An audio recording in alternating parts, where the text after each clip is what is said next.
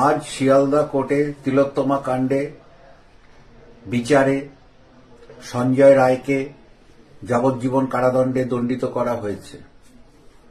এই নিয়ে পক্ষে বিপক্ষে নানা রকম মত থাকতেই পারে এবং উভয় পক্ষেরই উচ্চতর আদালতের কাছে যাওয়ার স্বাধীনতা এবং সুযোগ রয়েছে। আমি এই বিচারের রায়ের সাথে একমত। আমার মনে হয় কোনো অপরাধীকে বিনা বিচারে শুট আউট করে দেওয়ার থেকে বিচার করে মৃত্যুদণ্ড দেওয়া ভালো এবং মৃত্যুদণ্ড দেওয়ার থেকে তাকে যাবজ্জীবন কারাদণ্ডে দণ্ডিত করা ভালো।